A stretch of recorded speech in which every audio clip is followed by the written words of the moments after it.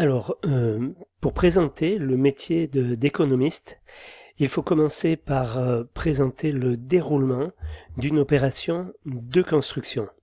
Donc une opération de construction, on va dire qu'elle comprend différentes étapes. Donc il y a la première étape qui concerne les études préalables et la programmation. Donc là, on part, je veux dire, de l'idée, c'est-à-dire qu'à partir du moment où quelqu'un a un besoin de construire et a déjà l'idée de construire, il va venir s'adresser à un économiste et lui demander qu'est-ce qu'il peut faire, comment il doit s'y prendre pour lancer son projet de construction. Voilà.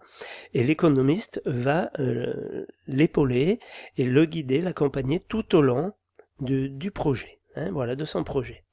Donc, première étape, donc, ces études préalables où on va définir certaines choses, je vous préciserai donc par la suite.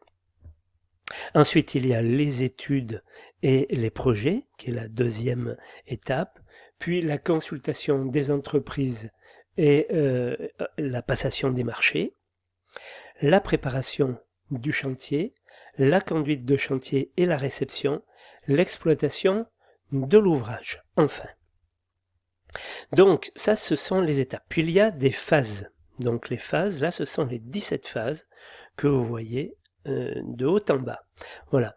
Donc, première phase, les études préalables. Donc, un client a envie ou besoin d'une construction.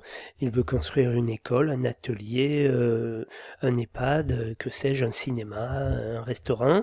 Donc, il va venir...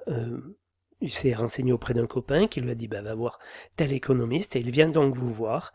Et donc les études préalables, donc ça va concerner à voir la pré-faisabilité, c'est-à-dire est-ce qu'on peut déjà construire quelque chose sur la parcelle que le client a en vue d'acheter ou qu'il a acheté.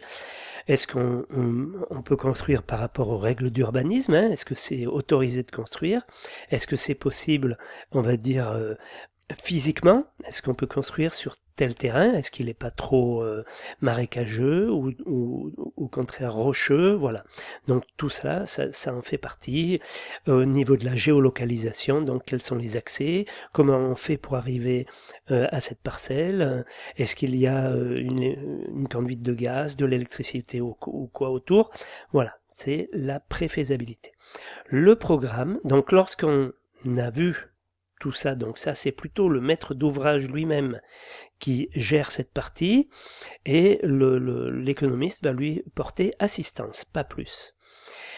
Et c'est une possibilité, c'est pas une obligation pour l'économiste d'intervenir à ce niveau-là.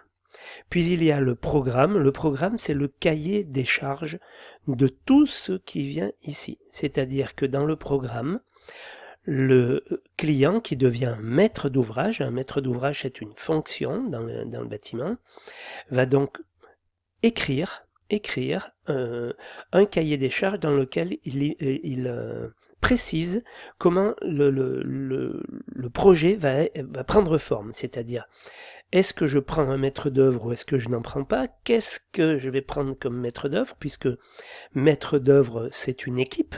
Il y a dans le maître d'œuvre, ça consiste en l'architecte, l'économiste, un bureau d'études de sol, un bureau de contrôle, un ingénieur structure ou plusieurs. Enfin voilà, il y a tout un ensemble de missions qui peuvent être confiées à la maîtrise d'œuvre. Puis ensuite, il y a les marchés d'études, c'est-à-dire lorsqu'on a désigné le marché de maîtrise d'œuvre, on va désigner également et signer les marchés d'études. Tout ça, c'est précisé dans le programme. Et puis après, toutes ces phases-là sont rédigées dans le programme. J'y viendrai plus précisément par la suite. Voilà. Donc, lorsque le programme est rédigé, qu'on a bien tout arrêté, on va pouvoir lancer un appel d'offres. Lancer un appel d'offres, c'est-à-dire chercher une équipe de maîtrise d'œuvre. Donc, en marché public ou en marché privé, en marché public, on va passer un appel d'offres public, bien sûr. En marché privé, ça peut être un coup de fil, ou si on veut formaliser les choses aussi d'une manière plus sûre, on va faire aussi un appel d'offres pour confier certaines missions à la maîtrise d'œuvre. Puis les marchés d'études, de la même manière, on va passer un appel d'offres auprès du bureau de contrôle, auprès de quelqu'un qui va s'occuper du planning, de quelqu'un qui va s'occuper de la sécurité, enfin voilà, toutes ces choses-là.